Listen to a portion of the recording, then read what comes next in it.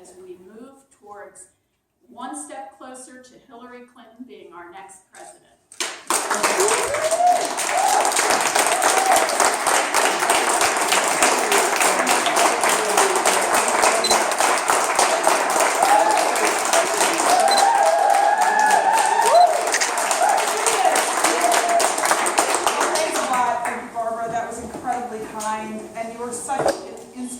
For all of us. It's amazing the state of Nevada, how many strong women leaders there are in politics, and Barbara obviously has charted such an incredible path.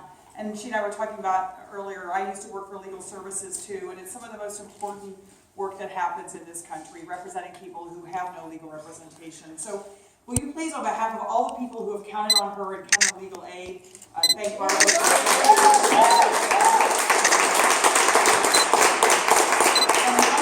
You're amazing, fabulous. Let's talk after this campaign's over. It's just wonderful to see young women like Nadja, who are part of this campaign and have been for months now, really speaking about the hopes and aspirations for a whole new generation. It's an exciting time. As Barbara said, I got to spend yesterday in Reno and Carson City making phone calls to folks who are planning to caucus for Hillary. On the 20th, it was wonderful, and it's great to be back in Las Vegas, a city that I care so much about. We provide a lot of health care in this city, and it's an incredibly important place for Planned Parenthood. So we actually Planned Parenthood started 100 years ago, this year, our 100th anniversary. And I think it's really important, and a few folks have come up and told me their stories.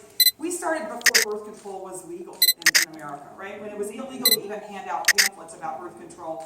In fact, our founder was thrown in jail for doing that, and then she taught all of her fellow inmates about birth control. So I like to think that's the fighting spirit that we carry on. But the thing that's important to me, because it really is part of why this election is so important, is now, as a result of a long, hard fight for the Affordable Care Act, 55 million women in America are getting birth control at no copay. This is revolutionary. So for us, who's in office makes a huge difference. And that's why, for the very first time in our entire history, the Planned Parenthood Action Fund has endorsed in a presidential primary, and that candidate is Hillary Clinton. As I was coming over, I saw in the news that the Congressional Black Caucus, made up of the most important African-American leaders in Washington, D.C., just endorsed Hillary Clinton. And you should go and read it online, but they said their endorsement was because she had actually, her entire life and her entire career, had devoted herself to advancing the African-American community and worked for racial justice.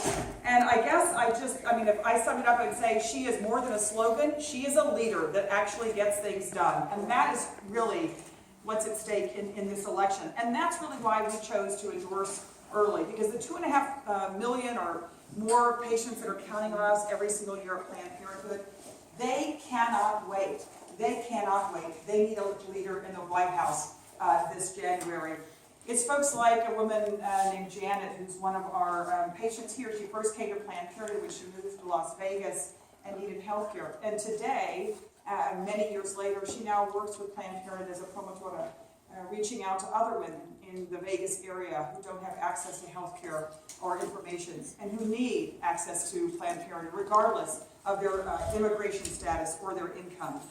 Janet and Planned Parenthood Action Fund are standing with Hillary Clinton because we need a president who is going to break barriers and not build walls in America.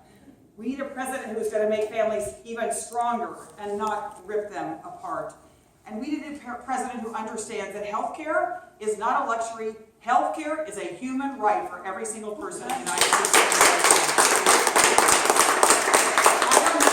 I'm not going to go through all the things that the folks who are running for president on the Republican side have said, but it is obvious that this year the stakes are higher than ever before.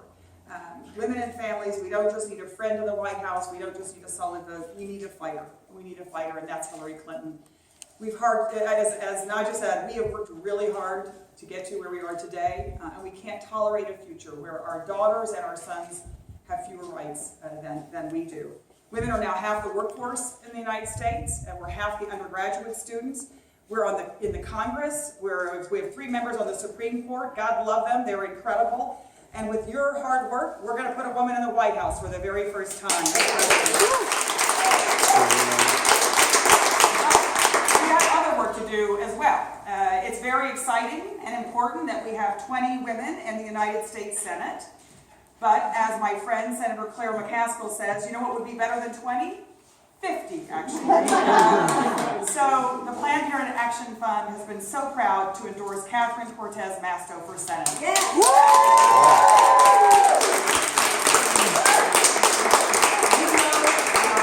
She has been the fiercest champion in Nevada as Attorney General, whether it's fighting illegal drug manufacturers, predatory lenders, and human traffickers, while making sure that victims have the support they need to rebuild their lives.